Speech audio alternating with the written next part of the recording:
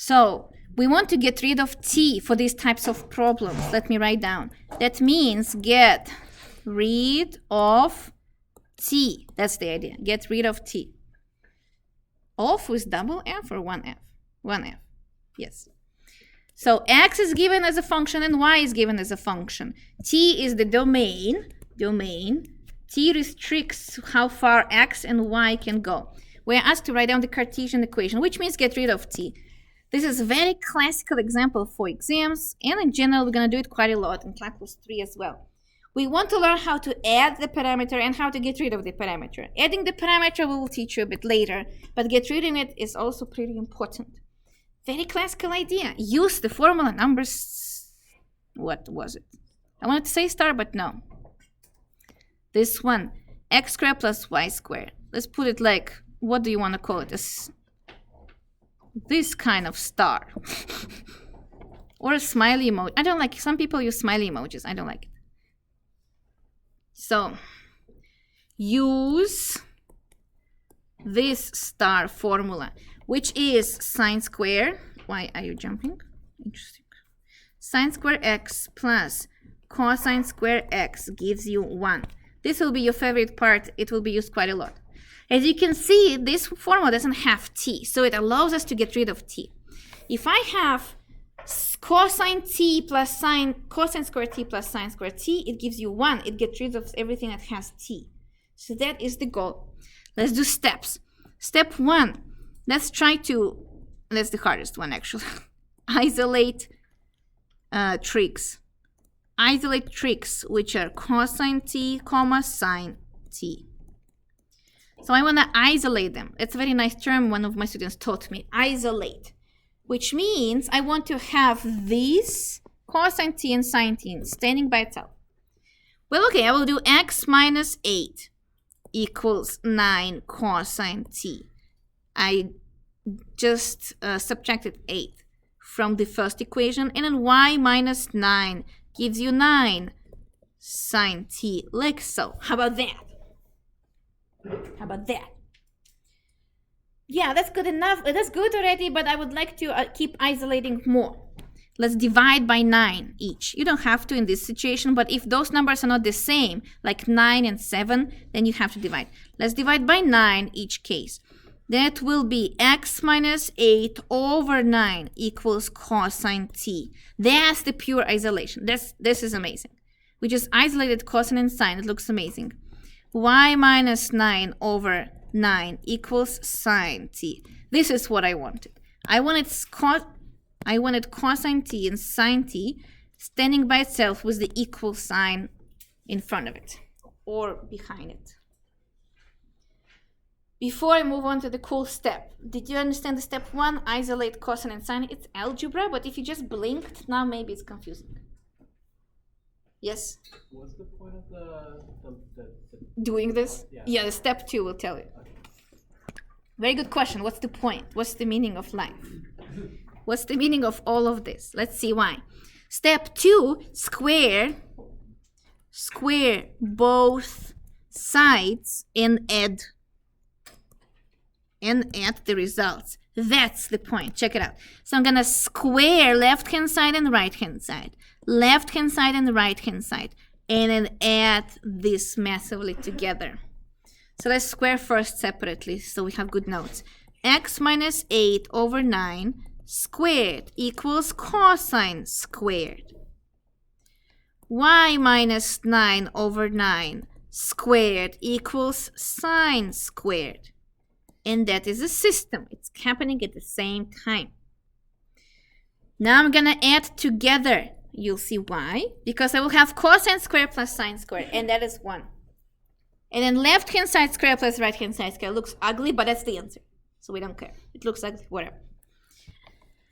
From here, I guess I'll keep going down. It will be, so like some people do this, x minus 8 squared.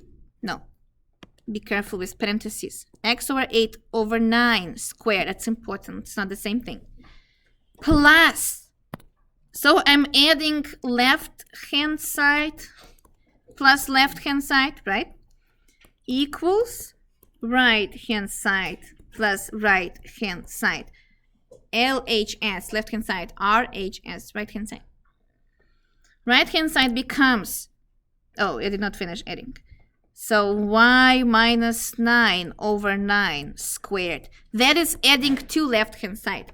And right hand sides I will put in different color because it's be fun. Cosine t squared plus sine squared t.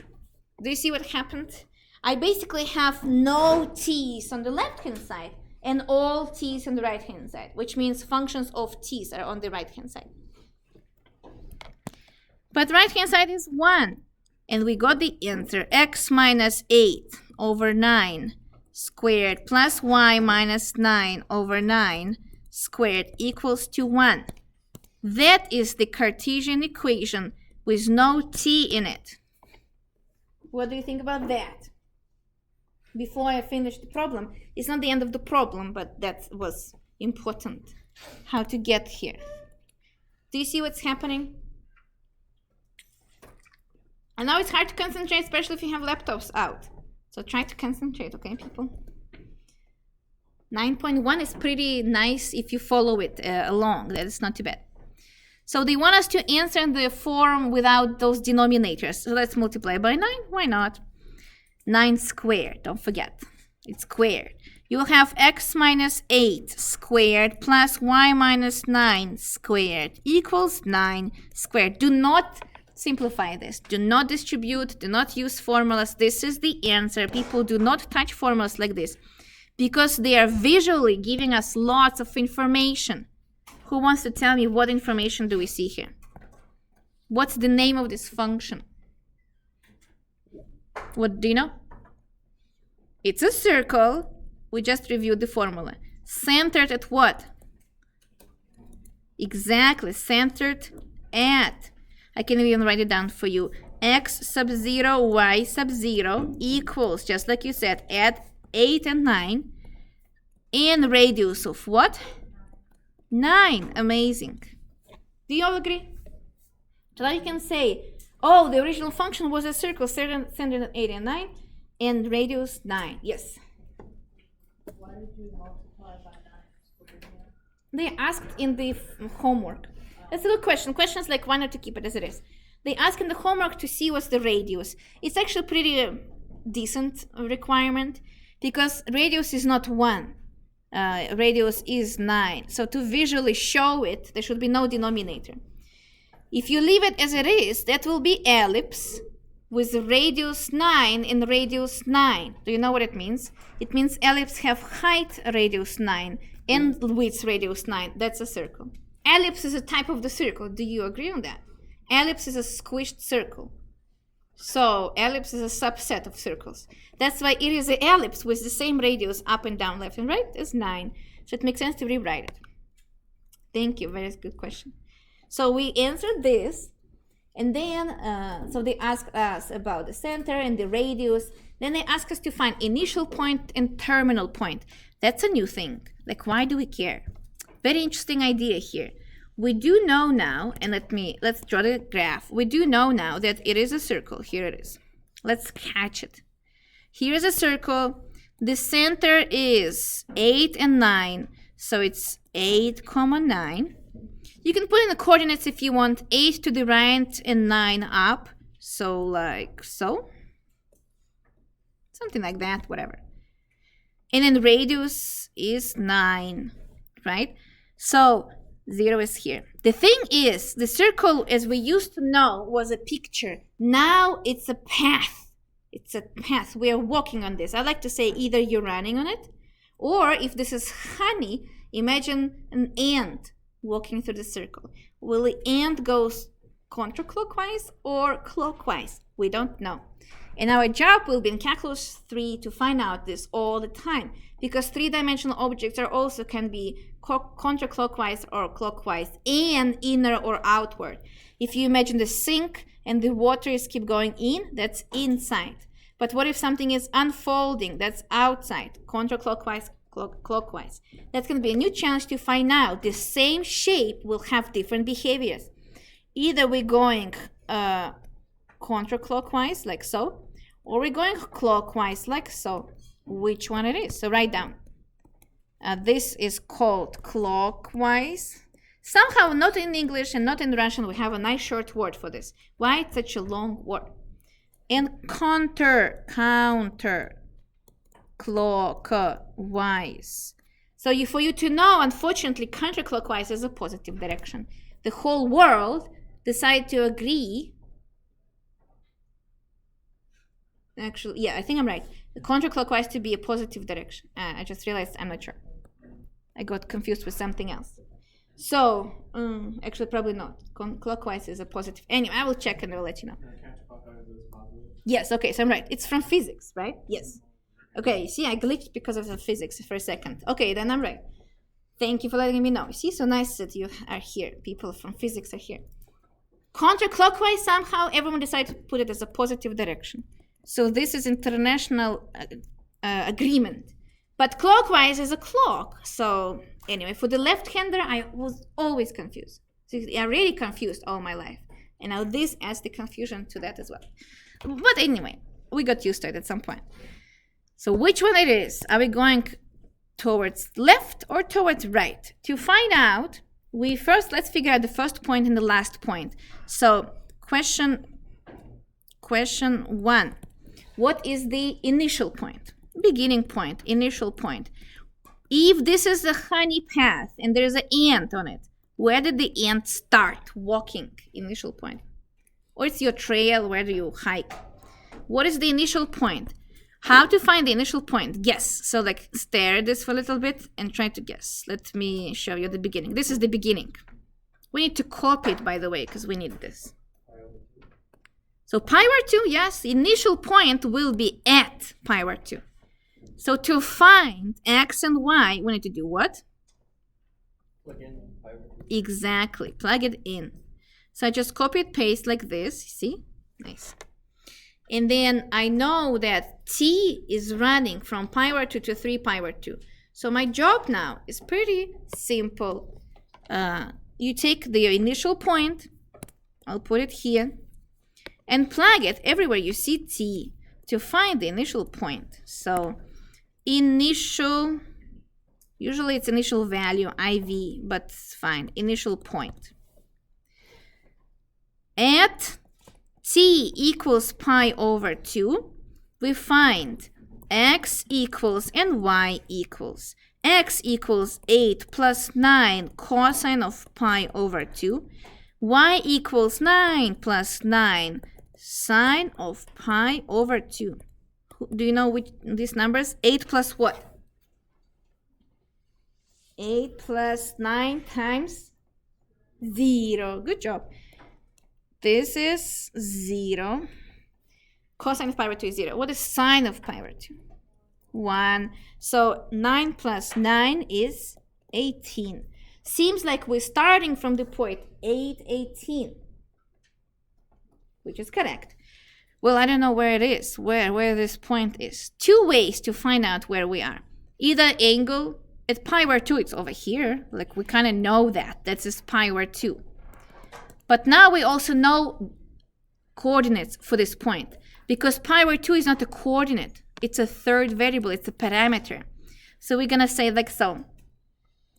At t equals pi over 2, we got a point x comma y, and this point is 8 comma 9. Let's check. Go to the right to the 8 and then go up. Is it correct? To 18. I was like, it's too small if it's 9. To 9 and to 1 more 9. So that's 18. So this height is 18. Does that make sense? To the 8 points or 9 points. How many points to the right? 8 points to the right. 8 points to the right and 18 up. Ask me, what do you think about this? Finally, let's do the last point. Initial point, we found it. Let's do question 2. They call it terminal point. Basically the final point. I don't know, nobody calls it terminal point except physics majors. I'm pretty sure. Terminal point is, well, now you know the logic. The terminal point will be Let me change the color, maybe like pink. So like dramatic now. This is terminal point. Don't remember IP and TP. Nobody knows that. That is not agreed between people. But let's write it down. TP will be at t equals 3 pi over 2. And you do exactly the same thing. X equals Y equals blah, blah, blah, blah, blah, blah. Calculate. That's just calculation. And it gives you 8 and 0. 8 and 0. Sine of 3 pi over 2 times 9 plus 9, that's probably minus 1. 9 minus 9 is 0, whatever. So we got that. Each of the system, by the way, those are points. So the first point was 8, 18, and the second point is 8, 0. Very nice. Okay, so we started at 8, 18 and ended at 8, 0. So now I know that my circle actually is on the floor. First of all, it's sitting on the floor. And I know that this is my last point. So I went from 8 to 18 and end up to be 8, 0 on the ground at t equals 3 pi over 2, which makes sense. We knew that 3 pi over 2 is at the bottom. Do you understand before I move to the last question about initial point and terminal point? The first and the last. Does this answer the question about the direction? That's the funny part. It doesn't. I could go like this, which is counterclockwise, and I can go like this, which is clockwise. So that surprisingly is not helping exactly till the last moment. It's still important to know where the ant started to walk. But where did it walk? To the left or to the right? So to know this, we need to do one more step. Guess. How would you find out where did the ant go? To the left or to the right? Any guesses? Just make an intellectual guess. Straight line. Plug in pi. Plug in pi. Oh, why would you plug pi? It's in between pi over 2 and 3 pi over 2. Plug something between the path. Exactly. So I would plug some kind of point. This one, or this one, or this one, or this one. And we're gonna find out. If I plug point which was not on the way, it will give me no solutions. The easiest one is to plug the time, or in this case, the angle, between pi over 2 and 3 pi over 2.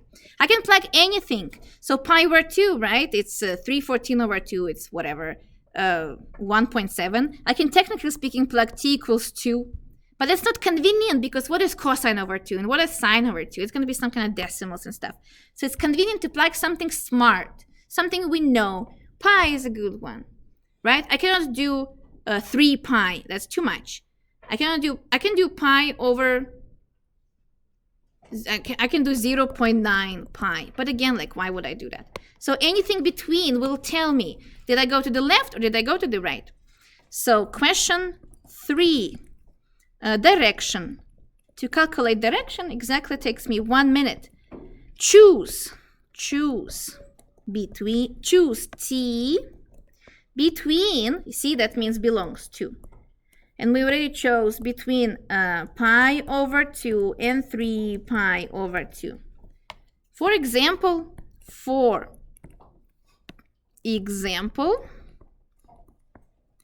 let's choose something simple. T equals pi. X equals Y equals.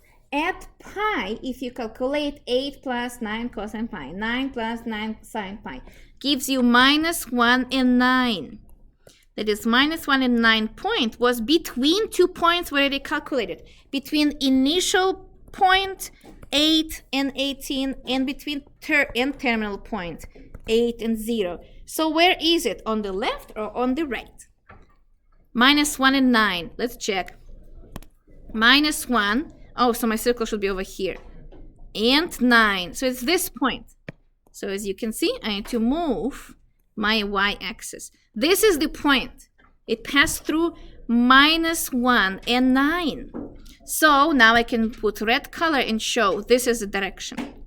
What is the name of this direction? Counterclockwise or clockwise? Counter. Oh, you see, I'm saying it wrong. Thank you. Counterclockwise, not counterclockwise. So answer, it's moving counterclockwise. Против часовой стрелки. In Russian it's also very long. counterclockwise from 818 to 80 through the point -189 that showed us the directions. Remember, the clock goes to the right, so it's clockwise. The other way is counterclockwise. Good job, people. This is your homework. I just solved a couple of your homework problems. Keep working hard.